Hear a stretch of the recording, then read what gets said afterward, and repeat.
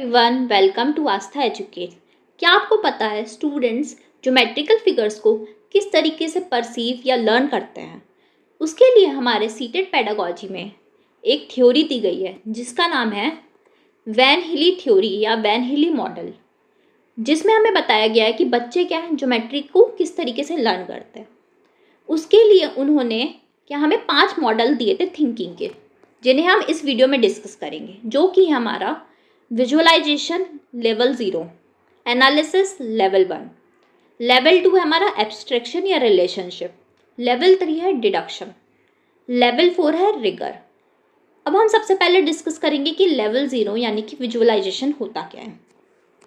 Visualisation का मतलब है कि हम देख के किसी चीज़ को कैसे समझ पा रहे हैं। इस लेवल में क्या होता है कि बच्चे क्या हैं, शेप्स को रिकॉग्नाइज करते हैं उनके अपीयरेंस के बेसिस पे। जैसे कि एक रेक्टेंगल क्या है, डोर का शेप क्या होता है, हमारा रेक्टेंगल होता है, तो बच्चे क्या हैं उसे रेक्टेंगल ना कह के उसे डोर कहते हैं। सिमिलरली अगर हम एक सर्कुलर टेबल ले तो बच्चे क्या है उसे टेबल कहेंगे, ना कि उसके अपर पार्ट को सर्कल कहेंगे। बच्चे यहाँ पे क्या है रिकॉग्नाइज कर पा रहे हैं उसके अपीयरेंस को देख के, बट उनके शेप और प्रॉपर्टीज़ को अभी यहाँ पे इग्नोर कर रहे हैं। तो ये था हमारा लेवल 0 यानी कि विजुअलाइजेशन। इसके बाद हमारा नेक्स्ट लेवल क्या आता है, एनालिसिस। इस लेवल के अंदर क्या होता है कि बच्चे यहाँ पे क्या है रिकॉग्नाइज करना सीख जाते हैं और आइडेंटिफाई करना सीख जाते हैं जो डिफरेंट शेप्स हैं। बच्चों ने सीखा कि एक स्क्वायर है, उसके क्या होते हैं 4 साइड्स होते हैं। एक स्क्वायर है क्या, उसके 4 साइड्स होते हैं, वो चारों साइड्स क्या आपस में इक्वल है। तो यहाँ पे बच्चों ने क्या जाना कि स्क्वायर क्या उसके 4 साइड्स होते हैं और जो 4 एंगल्स बनते हैं वो भी क्या होते हैं इक्वल होते हैं, और चारों एंगल्स क्या होते हैं 90 डिग्री के होते हैं। तो बच्चों ने यहाँ पे क्या जाना कि उन्होंने क्या करा, शेप को रिकॉग्नाइज करा सबसे पहले, फिर उन्होंने क्या करा उसकी प्रॉपर्टीज़ के बारे में जाना। बट अभी बच्चे क्या है इस लेवल में शेप्स को रिलेट नहीं कर पाते एक दूसरे से। जैसे कि हमारा जो स्क्वायर है वो कहीं ना कहीं हमारे रेक्टेंगल से रिलेटेड है।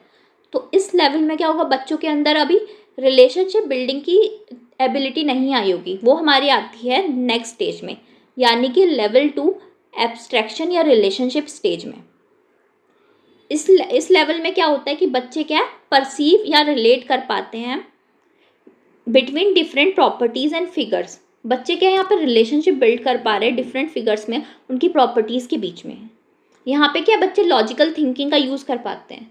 फॉर एग्जाम्पल जो हमारा रेक्टेंगल होता है वो क्या होता है, उसके अपोजिट साइड्स क्या होते हैं, पैरेलल होते हैं आपस में। मतलब क्या है कि वो आपस में एक दूसरे को कट नहीं करते। सिमिलरली ये प्रॉपर्टी हमारी किस में देखने मिलती है हमें, एक पैरेललोग्राम में। उसमें भी क्या होता है उसके अपोजिट साइड्स इक्वल होते हैं, पैरेलल होते हैं। और ये सेम प्रॉपर्टी हमें कहाँ देखने मिलती है, स्क्वायर के अंदर। स्क्वायर में भी क्या होती है उसकी अपोजिट साइड्स पैरेलल होती है और इक्वल होती है। तो यहाँ पे क्या हो रहा है, रिलेशनशिप बिल्ड हो रहा है। बच्चे क्या है यहाँ पे रिलेशनशिप बिल्ड करना सीखते हैं। आई होप आपको लेवल 2 समझ में आया होगा। अब हम डिस्कस करेंगे लेवल 3 यानी कि डिडक्शन। इस लेवल में क्या होता है, बच्चे क्या है कंस्ट्रक्ट करना सीख जाते हैं प्रूफ्स को और अंडरस्टैंड करना सीख जाते हैं एक्सॉइम्स को। जैसे कि हमारी एक एक्सॉइम है, अगर मान लीजिए एक आइसोसेलेस ट्राइंगल है, उसमें क्या होता है उसके अपोजिट 2 साइड्स इक्वल होते हैं।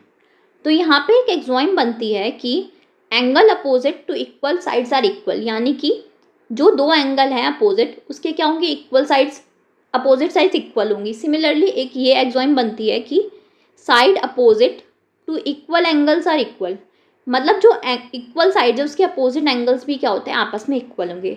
तो यहाँ पे क्या बच्चे क्या डिडक्शन सीख रहे हैं, यहाँ पे क्या लॉजिकल आर्ग्यूमेंट देके रिलेशनशिप्स और प्रूफ से क्या हो रहा है वो एक्सॉइम्स को समझ पा रहे हैं। अब हमारा लास्ट लेवल आता है रिगर। रिगर क्या होता है, ये highest level of geometric thinking होता है। इसमें बच्चे क्या है डिफरेंट एक्सोमेट्रिक सिस्टम और जो अंडरस्टैंड कर पाते हैं ज्योमेट्री को एब्स्ट्रैक्टली। मतलब क्या उन्हें कॉन्क्रीट या फिर सॉलिड ऑब्जेक्ट्स की ज़रूरत नहीं होती ज्योमेट्री को समझने के लिए। फॉर एग्जाम्पल जैसे कि हमारे क्लास 12th साइंस में एक चैप्टर है सॉलिड स्टेट। उसमें क्या होता है बच्चों को पैकिंग सिखाई जाती है। पैकिंग में क्या होता है डिफरेंट कॉम्पैक्ट स्ट्रक्चर्स को क्या करते हैं हम लोग आपस में अरेंज करते हैं जिससे हमारी पैकिंग बनती है।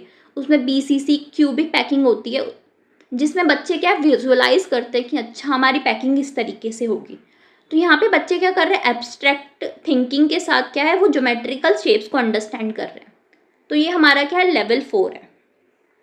नाउ अब हम डिस्कस करते हैं कि एक सीटेट एग्जाम में जो क्वेश्चन आया था उसे, Rohit realises that square is both rhombus and rectangle. Rohit ने क्या रियलाइज करा कि स्क्वायर क्या है, रोम्बस भी है और रेक्टेंगल भी है। He is at what stage of van Hiele visual of thinking. वो किस स्टेज पे है van Hiele visual of thinking के। रिकॉग्निशन में क्या था हमारा, हम रिकॉग्नाइज कर पा रहे हैं सिर्फ ऑब्जेक्ट को विजुअल वे में। एनालिसिस में क्या था, हम ऑब्जेक्ट को समझ पा रहे हैं, उनके नाम और प्रॉपर्टीज़ को जान पा रहे हैं, हम शेप्स को रिकॉग्नाइज कर पा रहे हैं। बट हमारा रिलेशनशिप में क्या था कि हम रिलेशनशिप बिल्ड कर पा रहे हैं डिफरेंट शेप्स के बेस शेप्स में, जैसे कि स्क्वायर और रेक्टेंगल के बीच में। तो ये हमारा आंसर क्या होगा, ऑप्शन नंबर 3। आई होप आपको वैन हिली मॉडल ऑफ थिंकिंग समझ में आया होगा। अब हम इस वीडियो को यहीं एंड करते हैं। अगर आपको ये वीडियो अच्छी लगी हो तो प्लीज़ इस वीडियो को लाइक करें, शेयर करें, subscribe to my channel. Thank you.